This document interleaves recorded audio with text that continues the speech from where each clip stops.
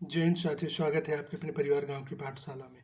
आज की इस वीडियो के माध्यम से फ्रेंड्स हम लोग जो पढ़ने वाले हैं, बात करें तो 9th क्लास की एनसीईआरटी ज्योग्राफी का चैप्टर नंबर 3। इससे पहले वीडियो के माध्यम से आपने देखा था कि हमने कुछ बेसिक टर्मिनोलॉजी यानी बात करें चैप्टर नंबर 3 यानी भारत की नदियों के अफवाह तंत्र की जो बेसिक टर्मिनोलॉजी, जहाँ से क्वेश्चन आपको देखने को मिलेंगे।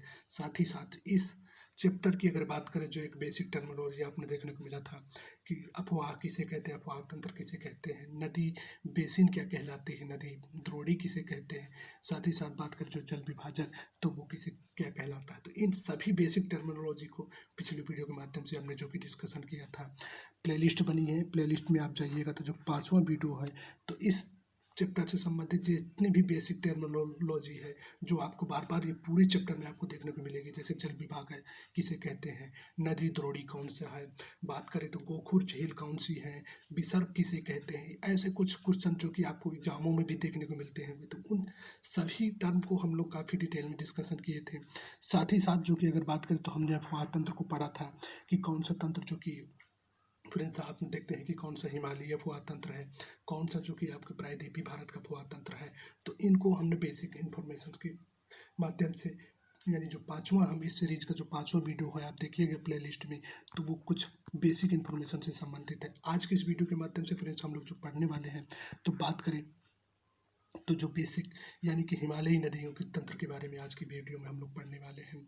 साथ ही साथ बता दें फ्रेंड्स, पिछले वीडियो के माध्यम से हमने देखा था कि जो अफवाह प्रतिरूप है वो 4 टाइप्स का होता है, जिसमें वृक्षनुमा कहें या दुमाकृतिक कहें या डेंड्रॉइड टाइप का अफवाह तंत्र। तो आपको जितनी भी हिमालयी नदी थी उन सभी का जो अफवाह तंत्र है, या बात करें गंगा नदी हो गया, सिंधु नदी हो गया, या बात करें तो आपको देखने को मिलेगा ब्रह्मपुत्र नदी, इन सब का जो अफवाह तंत्र था यानी हिमालयी नदियों का जो अफवाह तंत्र है वो किस टाइप का है, तो डेंड्रॉइड टाइप का है, या दुमाकृतिक टाइप का है, या वृक्षनुमा टाइप का है। जालीनुमा प्रायद्वीपीय भारत की जितनी भी नदियाँ, चाहे गोदावरी हो, कृष्णा हो, कावेरी हो, एन गंगा हो, पेन गंगा हो, साथ ही साथ बात करें जो तुंगभद्रा, ये जितनी भी यानी आपको देखने को मिले प्रायद्वीपीय भारत की नदियाँ, उन सभी का जो अफवाह तंत्र था वो जालीनुमा अफवाह तंत्र था। इस चीज़ को भी हमने पिछले वीडियो के माध्यम से काफ़ी डिटेल में डिस्कशन के लिए हम, तो एक बार कोशिश कीजिए कि पिछले वीडियो देख करके इस वीडियो को आप देखेंगे तो आपको एक बेहतर समझ के साथ, साथ ही साथ एक बेहतर अंडरस्टैंडिंग के साथ आप इस पूरे वीडियो को कवर कर पाएंगे। आयताकार अफवाह तंत्र की बात करें तो आपको देखने को मिलेगा, अफवाह प्रतिरूप की बात करें तो जो यमुना नदी का जो अफवाह प्रतिरूप है, तो आप देखेंगे कि यमुना नदी जो कि गंगा के आयताकार यानी समानांतर जो कि आपको देखने को मिलता है कि समानांतर बहती है जाकर प्रयागराज में मिलती है, तो उसका जो प्रतिरूप है वो किस प्रकार का है, तो आयताकार प्रतिरूप। अरीय प्रतिरूप यानी एक ही बिंदु से जब बहुत सारी नदियाँ निकलती हैं तो इस प्रकार के प्रतिरूप को फ्रेंड्स क्या कहते हैं, तो अरीय प्रतिरूप कहते हैं। तो अरीय प्रतिरूप के अंतर्गत अमरकंटक से निकलने वाली, चाहे वो सोन नदी हो, महानदी हो या फिर नर्मदा नदी हो, इसका किस टाइप का अफवाह प्रतिरूप है, तो इनका जो अरीय टाइप का प्रतिरूप है। तो इन चीज़ों को भी हमने काफ़ी डिटेल में डिस्कशन किया था। आज डिस्कशन करने का मेन पर्पज था कि ये सारी चीज़ें जो आपकी फ्रेंड्स रिवाइज हो जाए, क्योंकि जितनी बार आप चीज़ों को फ्रेंड्स रिवाइज करेंगे उतना ही ज़्यादा इस सब्जेक्ट में आपकी पकड़ होगी।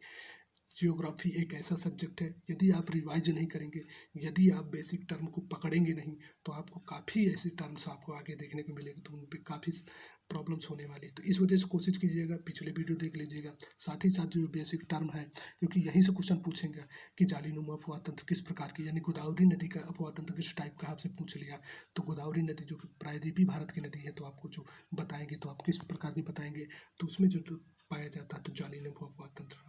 आई होप कि ये बेसिक टर्म आपको समझ में आए होंगे। आज के इस वीडियो के माध्यम से फ्रेंड्स अगर बात करें तो हम लोग जो बेसिक इन्फॉर्मेशन पढ़ने वाले हैं वो हिमालयी नदियों के बारे में पढ़ने वाले हैं कि हिमालयी नदी के अंतर्गत कौन कौन सी नदी आती हैं, उनके अफवाह तंत्र कैसे, उनकी उत्पत्ति कैसे हुई, कहाँ से उनके उद्गम स्थल है, उनकी सहायक नदियाँ क्या हैं, क्योंकि ऐसे क्वेश्चन आपको देखने को मिलते हैं। पिछले ही वीडियो माध्यम से हमने देखा था विसर्ग किसे कहते हैं, गोखुर झील किसे कहते हैं।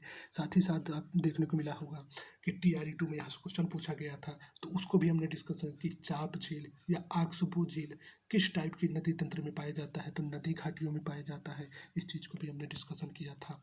फ्रेंड्स आज की इस वीडियो की अगर बात करें तो हम लोग जो बेसिक अगर बात करें तो हिमालयी नदियों के बारे में पढ़ने वाले हैं। तो आप देखेंगे कि हिमालयी नदियों के अंतर्गत हमने ये भी पढ़ा था फ्रेंड्स, अफवाह तंत्र जब पढ़ा था कि हिमालय नदी के अंतर्गत 3 नदियाँ आती हैं, जिनमें सिंधु, गंगा और ब्रह्मपुत्र। तो आपको फ्रेंड्स देखने को मिलेगी कि आप जैसे ही अगर डायग्राम के माध्यम से देखेंगे तो आप इसको डायग्राम में देखने को मिलेगा कि आपको जो हिमालयी नदी है उनमें से जो बेसिक नदियाँ हैं आपको देखने को मिलेगी। तो सिंधु नदी, दूसरी जो आपको देखने को मिलेगी जो बेसिक नदी है यानी कि मूल नदी है वो आपको देखने को मिली गंगा नदी। बात करें तीसरी नदी जो हिमालयी नदियों में प्रमुख नदी है वो अगर बात करें तो थारलुंग जोंगबो या ब्रह्मपुत्र या सांगपो या दिहांग, ये सभी नदियाँ कौन कौन सी है, तो ये सभी जो कि 3 प्रमुख हिमालयी नदियों के अंतर्गत आती हैं। तो आज उन्हीं को हम लोग एक एक करके सभी नदियों को डिस्कशन करेंगे। तो शुरुआत करते हैं। जैसे कि आप सभी जानते हैं फ्रेंड्स कि ऐसा माना जाता है या ऐसा कहा जाता है कि जो प्लास्टोसिस युग, आप इस चीज़ को लिख लीजिएगा, प्लास्टोसिस युग। फ्रेंड्स थोड़ा सा ब्लैंक पेज में लिखते हैं तो आपको ज़्यादा समझ में आएंगी चीज़ें। यानी ऐसा माना जाता है कि प्लास्टोसिस युग में ये तीनों नदियाँ चाहे सिंधु नदी हो या गंगा नदी हो या बात करें जो आपको देखने को मिलती है ब्रह्मपुत्र नदी, ये सभी नदियाँ क्या थी, तो एक हिमालयी नदी कहलाती थी। शिवालिक यानी शिवालिक नदी के नाम से जाना जाता था। शिवालिक लिख की नदी के नाम से जाना जाता था। या इसी नदी को, ये जो ब्रह्मपुत्र नदी थी, तो इसको हम किस नाम से जानते थे, तो अगर बात करें इसको नाम से जानते थे तो हिंद ब्रह्म के नाम से भी जानते थे। हिंद ब्रह्म कहें, हिम ब्रह्मपुत्र कहें या शिवालिक नदी, यानी कि जो ब्रह्मपुत्र नदी थी। अगर बात करें फ्रेंड्स प्लास्टोसिस युग में फ्रेंड्स अगर बात करें तो जो प्लास्टोसिस युग था, प्लास्टोसिस युग था, इसमें जो कि एक ही नदी यानी भारत में जो थी वो कौन सी थी, तो आपको देखने को मिलेगी जो थी तो ब्रह्मपुत्र यानी हिंद ब्रह्मपुत्र कहे या इसी को शिवालिक नदी के नाम से जानी जाती थी।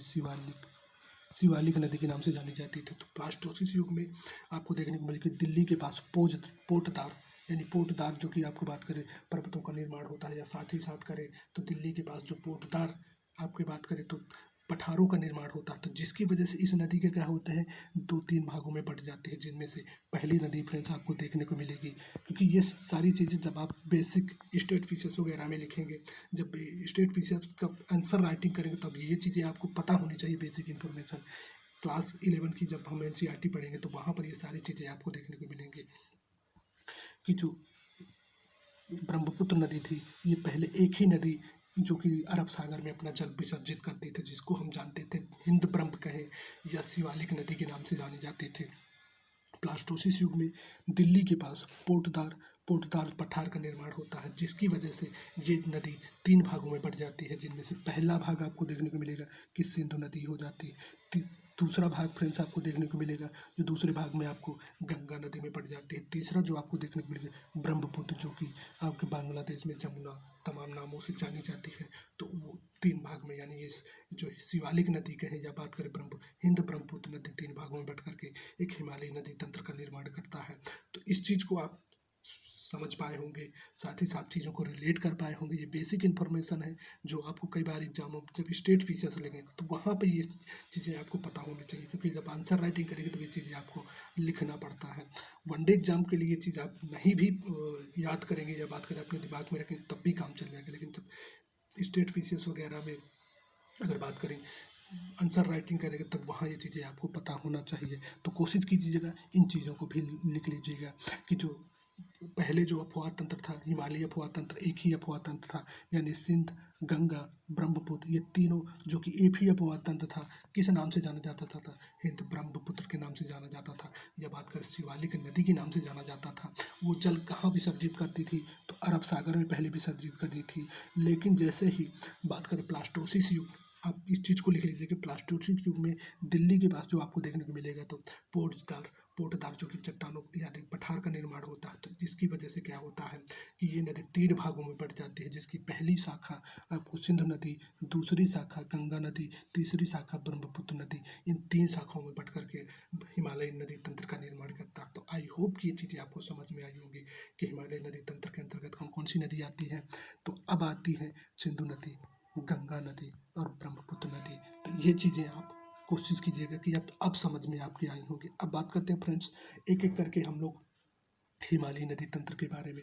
तो सबसे पहले आज के इस वीडियो के माध्यम से जो हम लोग डिटेल में डिस्कशन करने वाले हैं तो वो सिंधु नदी के बारे में डिस्कशन करने वाले हैं, क्योंकि यहाँ से बहुत सारे एग्जामों में आपको देखने को क्वेश्चन मिलेगा। तो अगर बात करें फ्रेंड्स, आप कुछ बेसिक इन्फॉर्मेशन जो कि एनसीईआरटी में दिया हुआ तो उसको अगर पढ़ें तो आप पढ़ेंगे कि आपको देखने को मिलेगा कि सिंधु जल समझौता, यानी कि कुछ बेसिक इन्फॉर्मेशन, इसके बाद एक एक करके कि सिंधु की नदी की लंबाई कितनी है, कौन कौन सी सहायक नदी है, कहाँ से इसकी उद्गम स्थल है, कहाँ जा कर के बहुत सारी जो नदियों के एक जाल बनाती है, उन सभी को हम लोग पढ़ेंगे।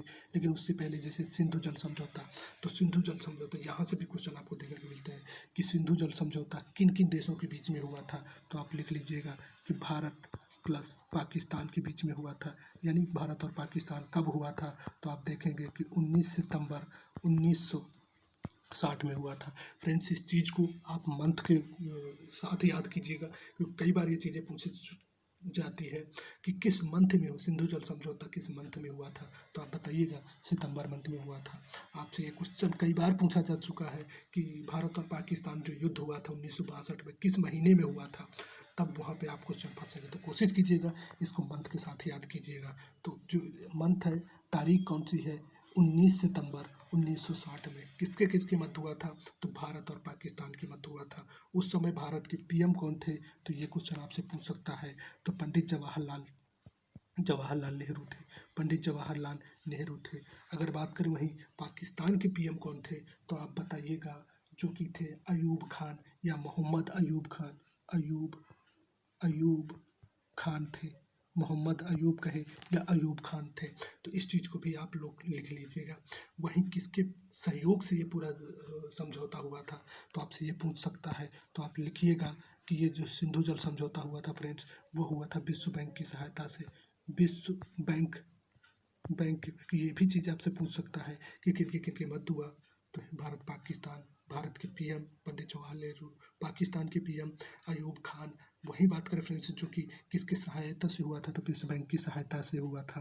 क्या था इसमें, क्या प्रावधान किया था, तो अब उस चीज़ को देख लेते हैं। तो 1960 में के अनुसार भारत में इस नदी उपक्रम के संपूर्ण जल का केवल 20%, यानी कि जो भारत इस समझौते के अकॉर्डिंग जो आपको देखने को मिलेगा फ्रेंड्स, तो जो समझौता हुआ था सिंधु जल समझौता, उसमें 20% जल जो कि भारत यूज करेगा, वहीं 50% जल, सॉरी 80% जल जो कि पाकिस्तान यूज होगा। यानी सिंधु जल समझौते के अकॉर्डिंग जो विश्व बैंक की सहायता से किया गया था, तो वो क्या किया गया था, 20%, यानी इस नदी तंत्र का जो कि जल है तो वो 20% भारत यूज करेगा, 80% जल जो कि पाकिस्तान यूज करेगा। तो क्या ये सभी नदियों पर लागू होता है, तो यानी कि जो जितनी भी आपको देखने को मिल रहा है फ्रेंड्स कि जितनी भी ये सिंधु नदी के अंतर्गत या सिंधु तंत्र के अंतर्गत आते, सिंधु नदी तंत्र के अंतर्गत आते, क्या सभी पर लागू होता है, तो ऐसा नहीं कि ये सभी नदियों पर लागू होता। ऊपर की जो नदियां हैं जैसे सिंधु नदी हो गई, झेलम नदी, चिनाव नदी, इन नदियों पर लागू होता है। वहीं आप फ्रेंड्स देखेंगे कि ब्यास नदी जो कि आपको देखने को मिल रहा है कि ब्यास की नदी की उत्पत्ति भी कहाँ से होती है, तो इंडिया यानी भारत में ही होती है। तो इसका जो 100% जल भारत ही यूज करेगा। तो इस चीज़ को भी आप उनकी, यानी सारी अगर बात करें तो सभी नदियों पर ये लागू नहीं होता था, कुछ नदियाँ थी जिन पर ये लागू होता। तो इस चीज़ को भी कोशिश कीजिएगा। वहीं आप देखेंगे कि रावी नदी का भी कुछ जल जो कि भारत 80% रख लेता है, यानी कुछ जल नदियाँ ऐसी हैं जिनका 80% पाकिस्तान यूज करता है, जिनका 80% 20% भारत यूज करता है। तो कुछ नदियाँ ऐसी हैं कि भारत 80% यूज करता है, पाकिस्तान 20% यूज करता है।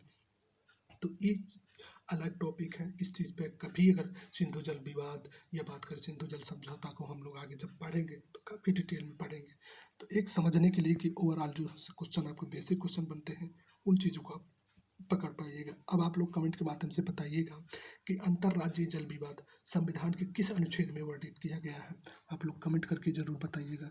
अंतर्राज्यीय राज्यीय जल विवाद या जल नदी विवाद कहें, नदी विवाद संविधान के किस अनुच्छेद में वर्णन किया गया है, तो आप लोग कमेंट के माध्यम से बताइए। क्या 262 में वर्णन किया गया है, आप लोग कमेंट के माध्यम से जरूर बताइएगा।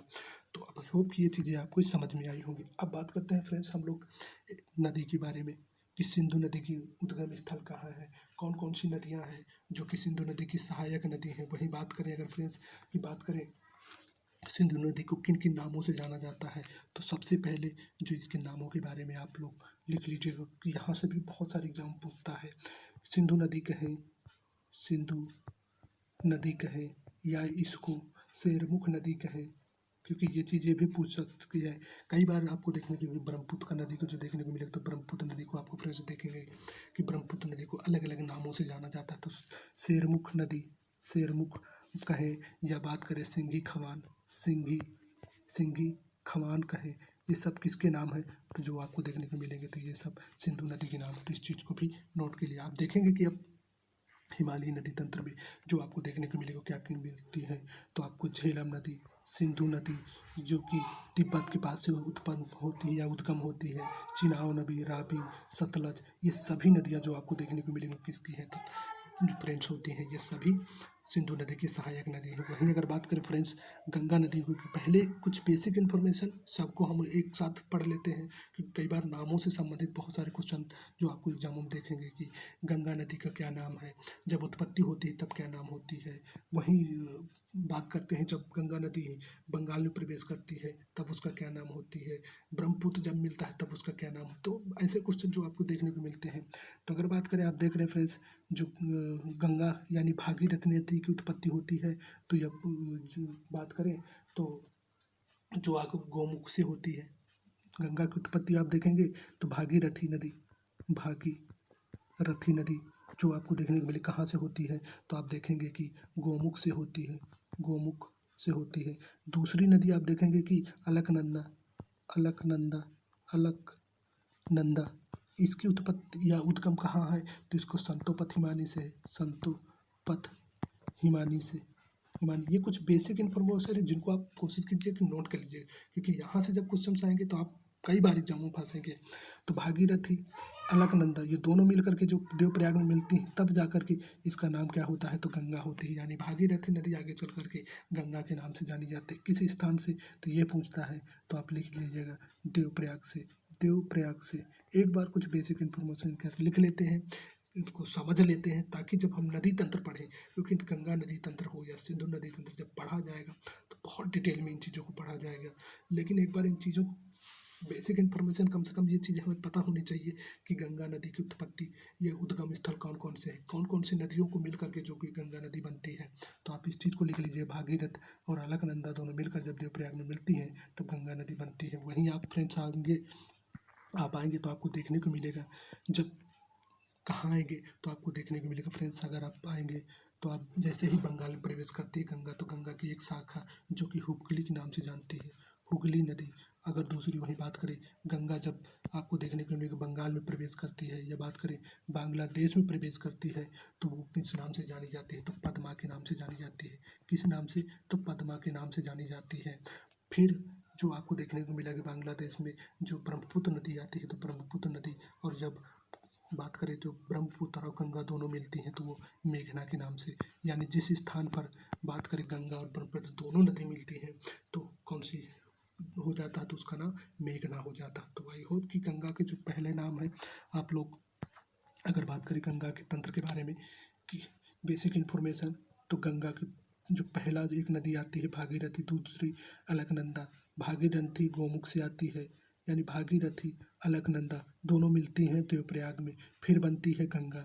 गंगा आगे चल करके आपको एक शाखा जो आपको देखने को मिलेगी फ्रेंड्स, हुगली के नाम से, और दूसरी जो बांग्लादेश में प्रवेश करती है तो पद्मा के नाम से जानी जाती है। पद्मा आगे चल करके जो ब्रह्मपुत्र नदी से मिलती है तो वहाँ पर मेघना हो जाती है। तो इस तरह से अगर गंगा के नामों की बात करें तो फ्रेंड्स पहला जो नाम है भागीरथी, अलकनंदा, देवप्रयाग में मिली तो गंगा बनी। क्या बनी, तो गंगा बनी।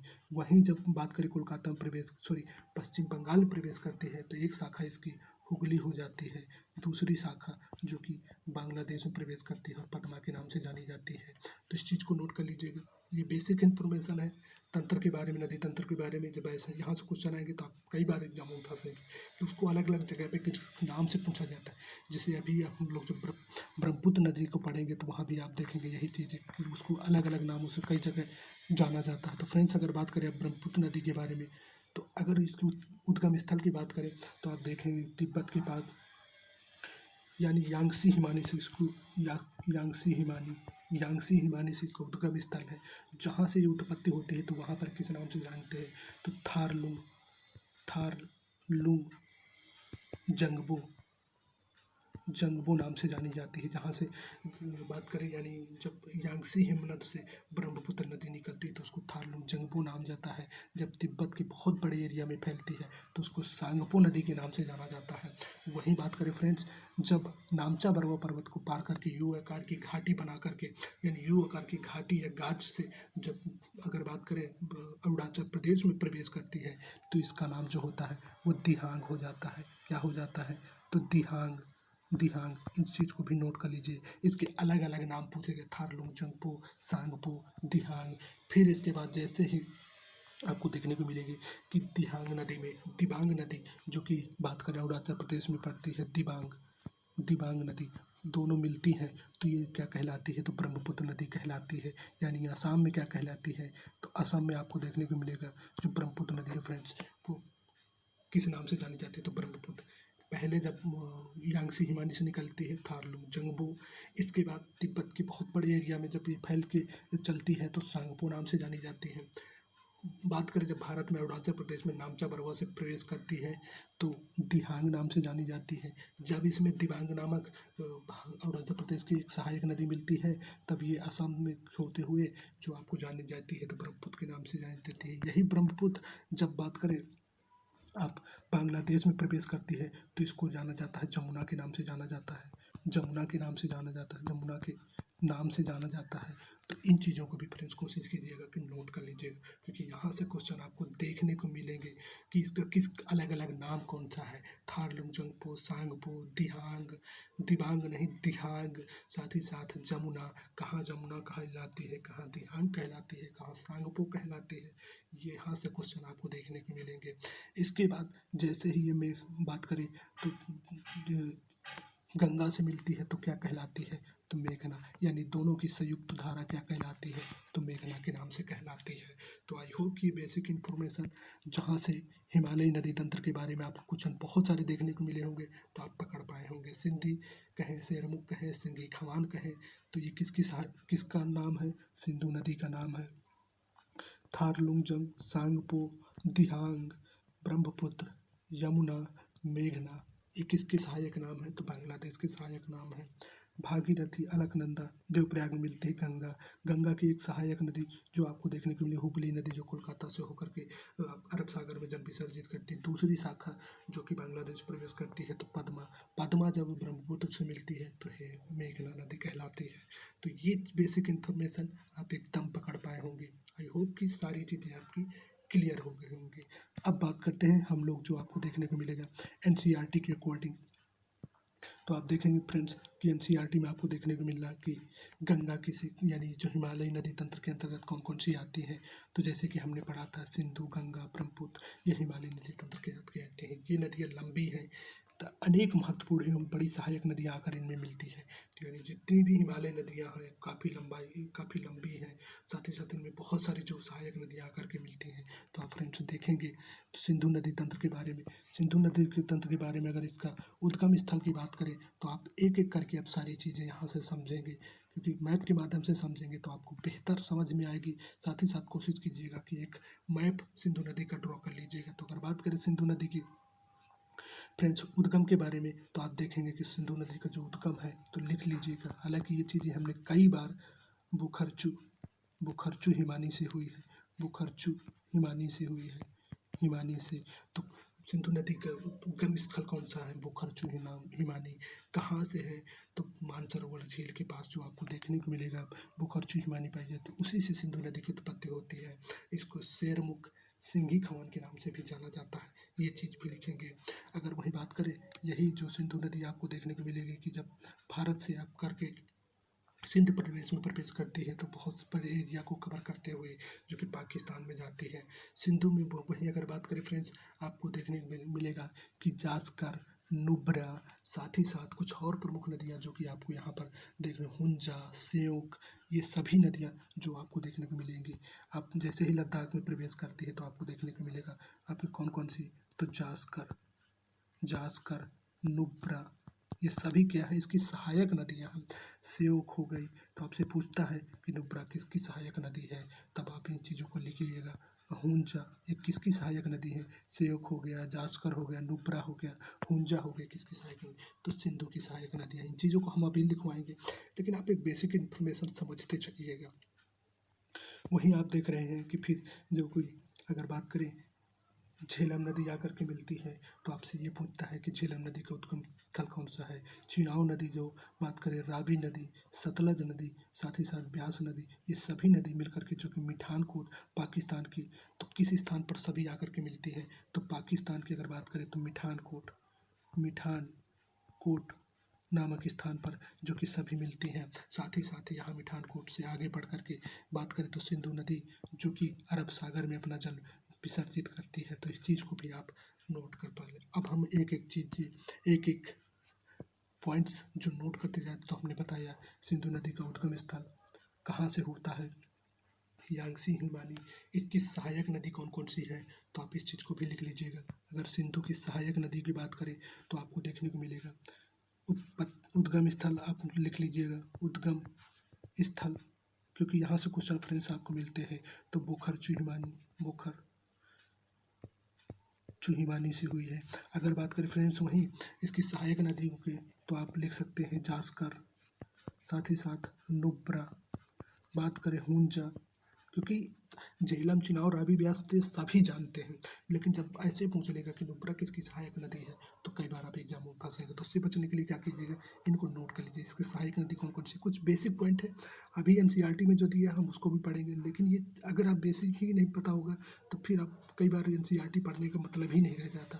तो कोशिश कीजिएगा इन चीज़ों को लिख लीजिएगा कि इसकी सहायक नदी कौन कौन सी है, जास्कर, नुब्रा, हुंजा, और कौन सी है तो स्योक।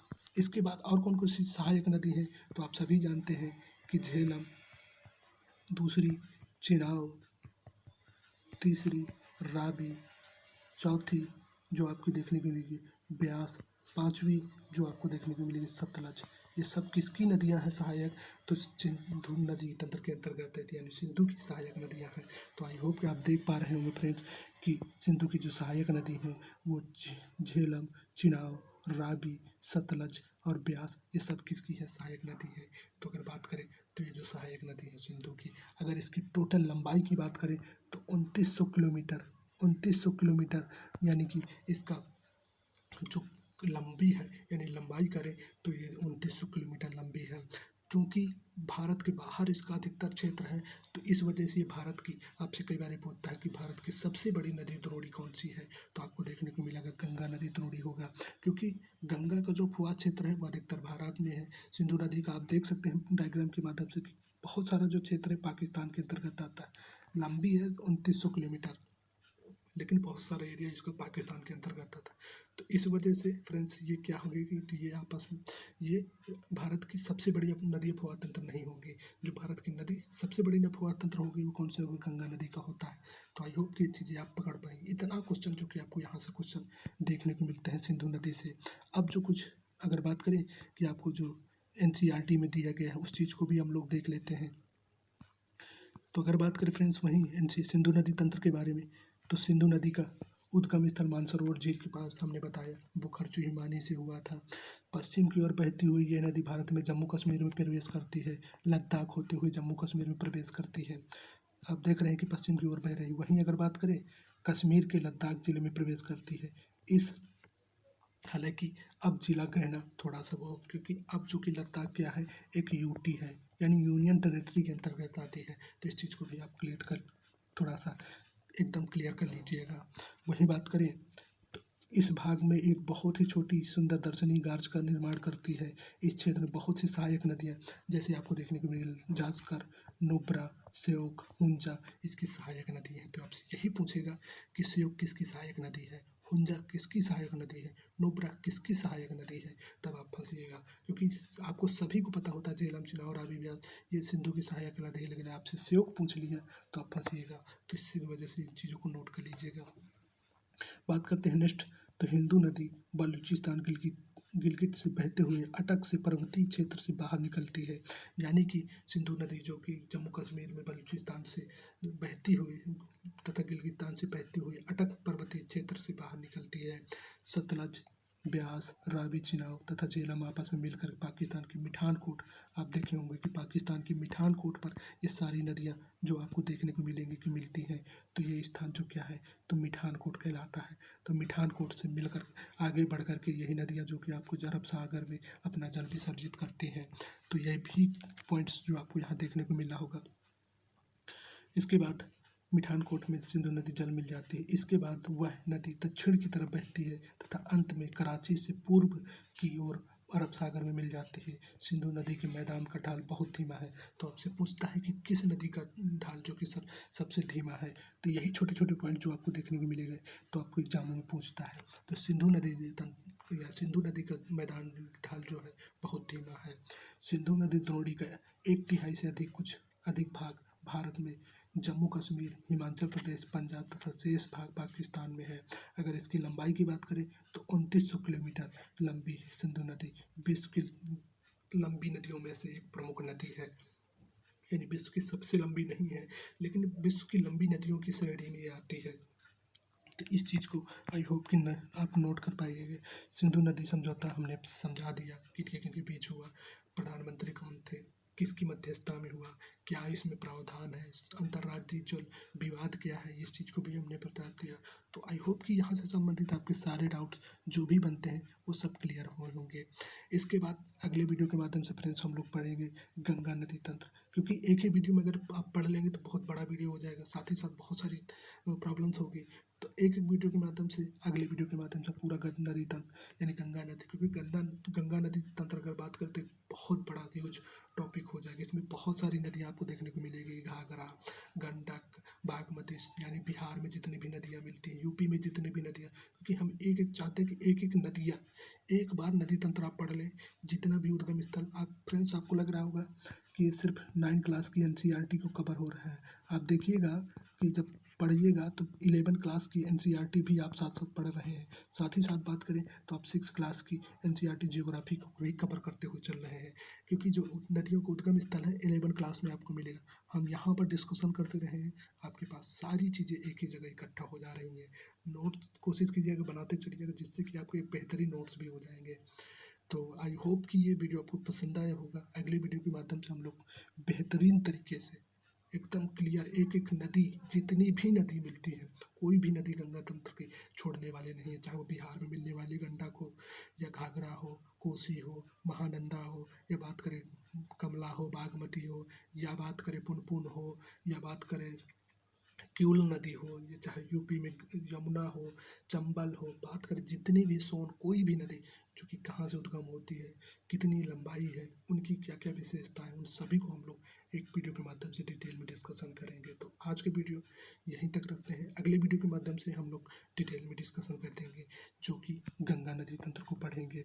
तो अगर वीडियो पसंद आया तो वीडियो को लाइक कीजिएगा, एक प्यारा सा कमेंट कीजिएगा। Thank you all.